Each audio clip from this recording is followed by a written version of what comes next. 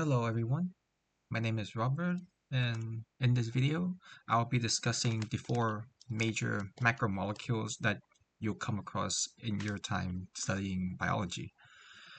And so the first of our macromolecules will be proteins, and these are composed of many amino acids and are synthesized using the process of translation by the ribosomes in the cell. And each protein has um, designated functions. Some have motor functions, some have enzymatic functions, and some are structural functions for the cell. And each of their properties are dependent on the composition of amino acid R groups. So essentially, the amino acids are the units that makes up, like I said, makes up proteins, and the structure includes a alpha carbon that's bound to a amino group which contains nitrogen and hydrogen, a carboxyl group which contains a carbon double bonded to an oxygen and another oxygen that is essentially a hydroxyl group. It's also bounded to a one lone hydrogen and an R group, which can vary, which and this is also the group that gives the amino acids its different properties. It can either be uncharged, like alanine and valine. It can be positively charged, like histidine and arginine with the amine group. It can be negatively charged with the carboxyl group, like aspartic acid, or it can be polar, such as serine and threonine with the hydroxyl groups. And these amino acids are linked by a bond called a peptide bond or a peptide linkage. And these linkages are formed from condensation reactions where we are removing a hydroxyl group a from the carboxyl group of one amino acid and a hydrogen atom from the amine group of another amino acid. This will facilitate a covalent bond between carbon and nitrogen, which forms this linkage. Next, we'll be talking about protein folding. There are essentially proteins will undergo four different structures during this folding process. So the first is the primary structures, which, like we talked about with the peptide linkage, are many amino acid linked together to form a long linear chain. Here, the next one is the secondary structure, which is are short segments that are bound together by hydrogen bonds from the carboxyl and the amino group of the amino acids. The two most common secondary structures you're going to find are alpha helices and beta pleated sheets.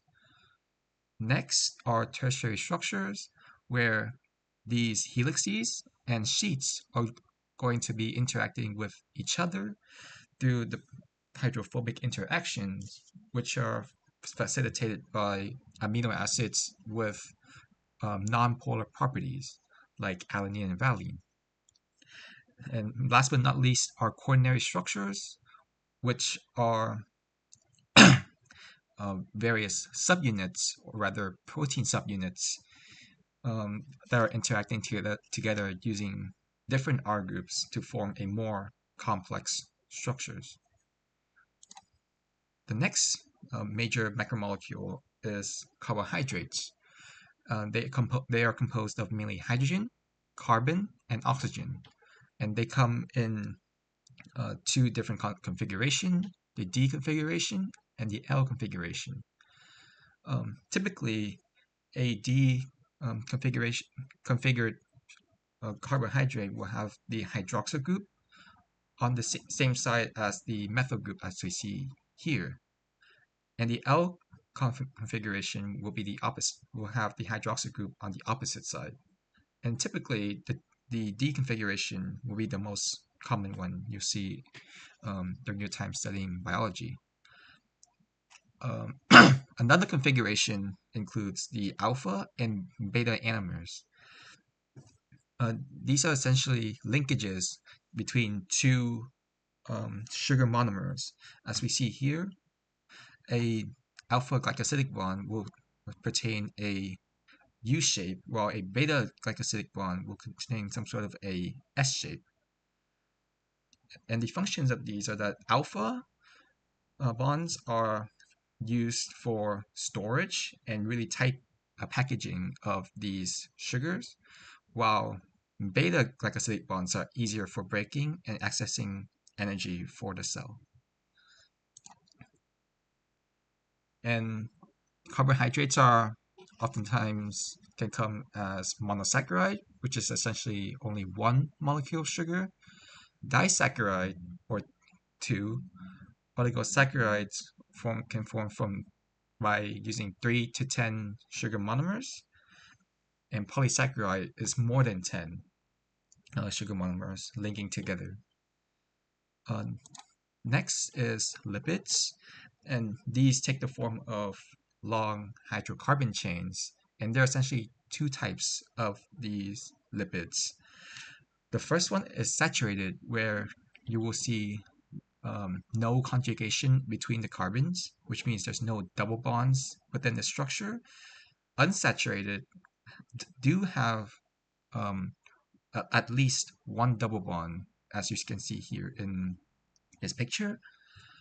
Lipids are typically stored through a structure called triacylglycerol, where three fatty acids, unsaturated and saturated, will be bound by an ester bond to a glycerol backbone, with has a three carbon structure that has a hydroxyl group being readily to bind to these fatty acids via ester linkage.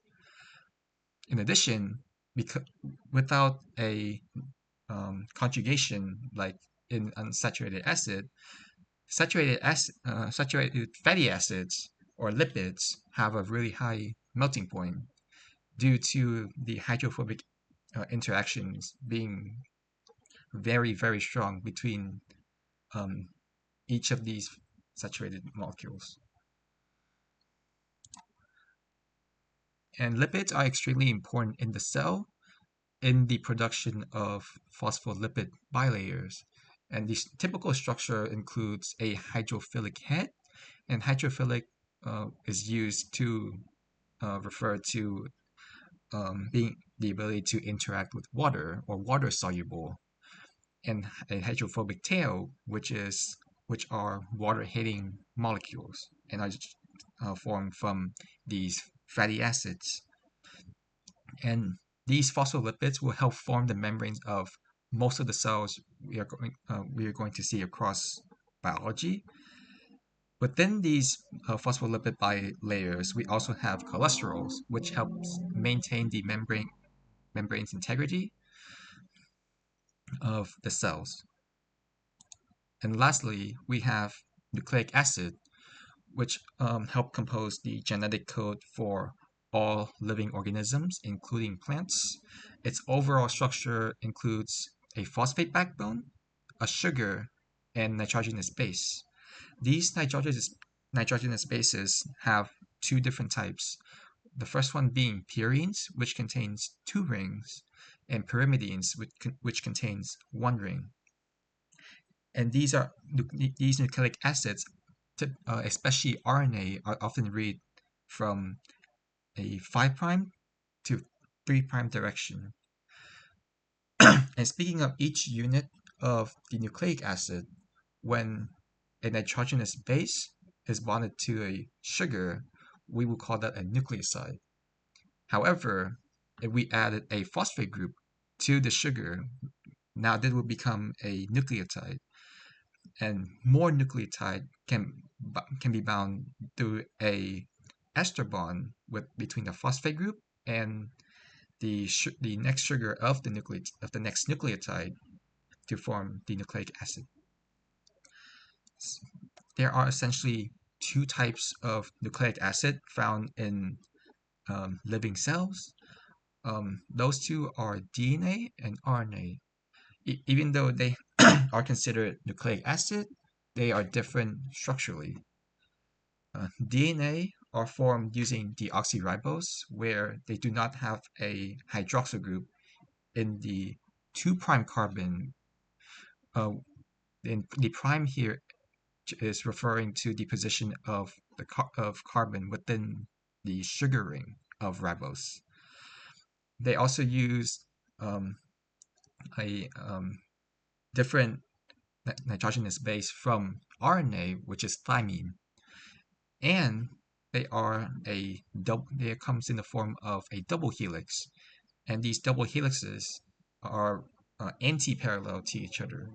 So instead of a normal nucleic acid strand reading from 5' to 3' direction, because they're anti-parallel, they would be reading in the reverse from 3' to 5'. And then we have the RNA. And in RNA, we will typically see uracil being used to compose the structure of RNA. And they also use ribose. In this case, which is different from the deoxyribose, ribose has a hydroxyl group at the 2' position of carbon. And typically, RNA will exist as only one strand, which means they are less stable than DNA. And that's it for this video. And I'll be back with another video for enzyme kinetics. Thank you.